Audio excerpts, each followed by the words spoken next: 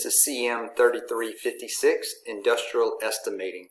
This is a brief preview, Chapter 1, which will describe, what we will be doing over the course of this semester, some basics of estimating.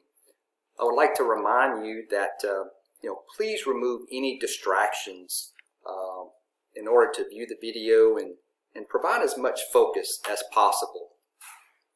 It's only a very short video.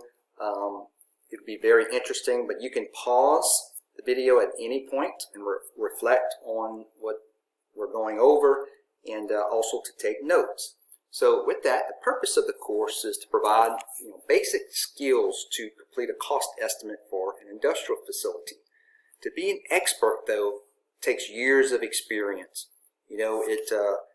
We gather information as we are going through our career, and we use that experience to do estimating.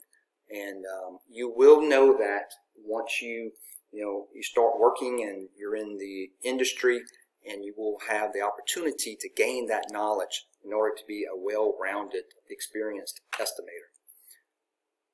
Constructability, what is that? Well, it's basically the method of construction, sequence, and schedule weigh heavily in determining the cost of the project.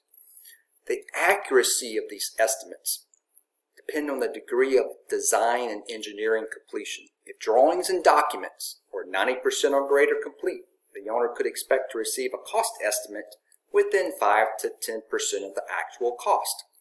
Think about it. It makes sense, right? The more accurate and precise the information, the better the product. So if a owner or engineer would give us, say, 50% of the design, the accuracy of the estimate is very low, because they don't even know maybe the precise quantities of the project.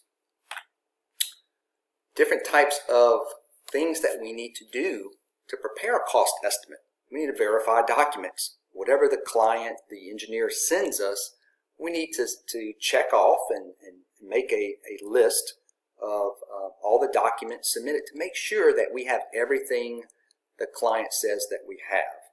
We have to solicit subcontractor and fabricator pricing. We have to do a quantity takeoff. It could be structural steel, civil, concrete, piping, equipment. Then we apply labor factors to those quantities and adjust those labor hours for productivity factors. We do a continuous constructability review, and we also do scheduling. A lot of people don't think that, you have to schedule in order to prepare an estimate. Well, that is just not the case. So, think about that. We have to schedule, we have to know the duration of a project in order to accurately project the cost. We provide whatever the construction equipment needs are, such as backhoes, cranes, welding machines, and we calculate the overall cost. Now, in order to get the actual bid documents from a client, we have to have a good safety record, a good quality workforce. We have to be financially sound, and it's based on our past experience. Have we worked with the client before?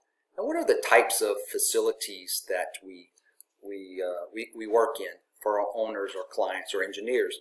Refineries that produces the oil into gasoline, specialties, plastics, pulp and paper. That's all your paper products, from bathroom tissue to paper towels. The power industry, from nuclear, any type of manufacturing, food processing, air separation. Now, again, I will post a quiz that you can take on Moodle after you review this presentation, just to kind of refresh your memory and to provide and you can also go back to the video and look for points, and the quiz is basically just to refresh your memory. And if you have any doubt, go back to this video and view certain sections, and you should be good to go.